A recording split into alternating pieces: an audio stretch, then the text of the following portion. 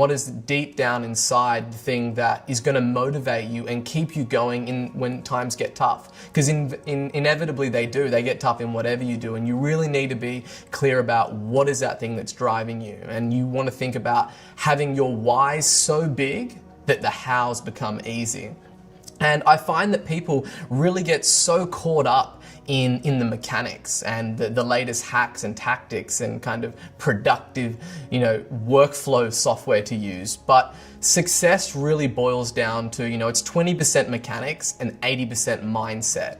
So the ways and the things that I really do to keep myself motivated and to keep myself on mission and on task with what I want to do is, I create a vision board of all the things that I want to achieve in my life and why am I doing it. And then I'm going to go ahead and laminate that, and I'm going to stick it somewhere in my house that it's the first thing that I look at in the morning. So when that alarm clock goes off at 5 a.m. in the morning and I think, we're at it again today, I'm going to be looking at what is that goal? What is that target that I'm shooting for? Why am I doing that? Whether it's a picture of my wife and my daughter, or the things that I want to achieve, or the lifestyle that I really want to create. So, when I get up and I look at those things, it just sets my soul on fire. So you better get ready, you better get out and better get moving. Take a moment to stop.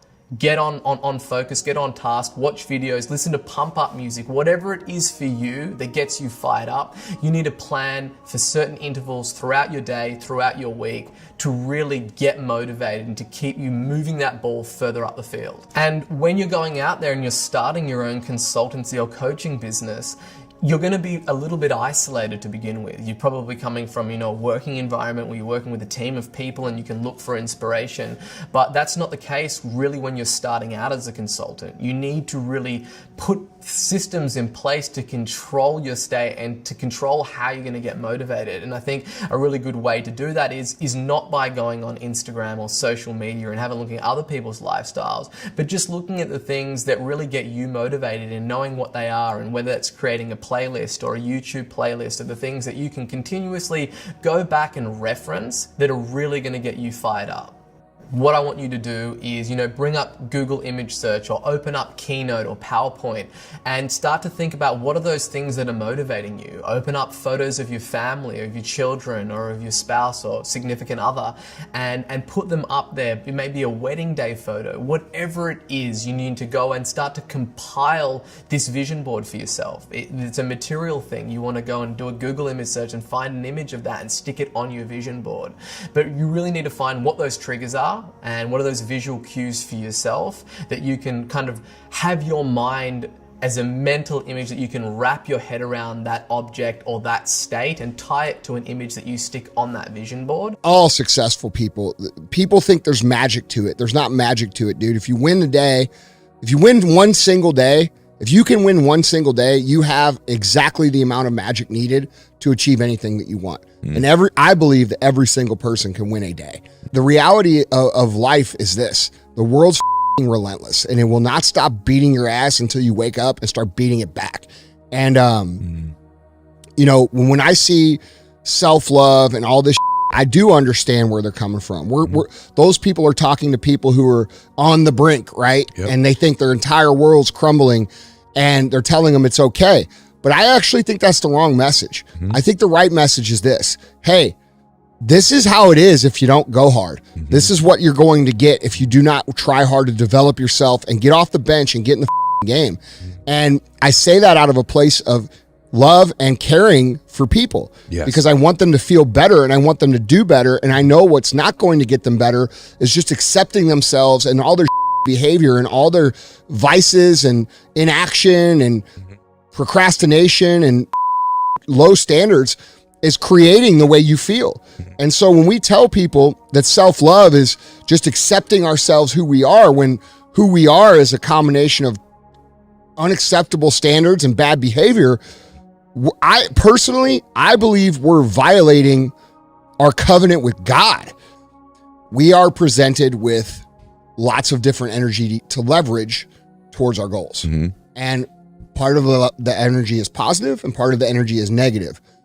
And I believe that entrepreneurship and business and building something is so hard that you have to learn to leverage both. And I feel like a lot of people are wired one way or the other way. And I was too for a long time, but I was only wired for the dark. Yeah. So, there's positive energy, right? Which I believe from my experience, and it might be different for everybody, and it also could be just my perspective and worldview. But for me, it's like 90-10, okay? 90% negative dark side energy, 10% positive. And what I'm talking about is the energy that we receive going down the path, okay? What do we get? Well, anytime that we set out to do anything different than everybody else, bro, nobody gets it. All right. So that sets the precedent for us to get negative energy in different ways all the time. This is why a lot of people in the beginning, they're like, nobody believes in me. Nobody supports me. Everybody's, making fun of me. Yeah, dude, because you're doing something completely outside of the realm of what they see as normal life. And so we're going to face more negative energy, in my opinion, than we are positive. There's going to be very few people that actually believe in you. There's going to be very few people that say, yeah, you know what, Ed, I think you can do that. Most people are going to say, dude, I think you're getting a little bit too out there. They're going to try to talk you out of it. And so I think it's necessary, and very few people talk about it, to learn how to leverage the dark energy properly, because positive energy is great, dude. Like having someone like you come put their arm around me and say, hey, bro, you're doing good. It's a big deal, but it's very rare. Well, the first skill you got to master to be great, you're the school of greatness, is the ability to recognize patterns. When humanity recognized the pattern of the seasons, the whole world changed. Because we went from hunter-gatherers trying to survive from place to place where we're exposed to everything, to wait a second, if we plant in the springtime, we protect in the summer, we reap in the fall, and then we hang on to some of that so we can live through the winter. That created communities for the first time, and then eventually cities and states and countries. So that changed the world. What'll change a person's life is when you realize there's also a set of seasons in your own life. First of all, winter's not forever. No pandemic lives forever.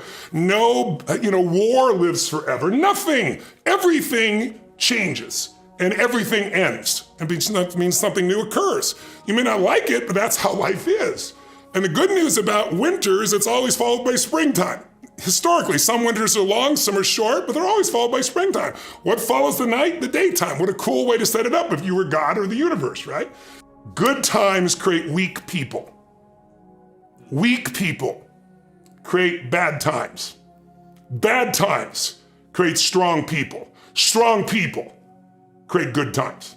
That's the history of the world over and over and over again. You forgive yourself for mistakes you've made in the past. You forgive yourself for things that you may feel shameful for or guilty for. But you also learn to heal and forgive the acts of others. It turns out, if you want to develop the brainwave of a monk, so they've actually measured the brainwave states of monks. Monks have high left-right brain coherence, that means your left and right brain are kind of vibing at the same level, and high alpha amplitude. So they found this in Zen Roshi monks who have spent 20 to 40 years in meditation. So at the Biocybernaut Institute in Vancouver, where they mapped the brainwave states of monks, they found that these were the two qualities that you want to create. But how do you get that? Well, forgiveness.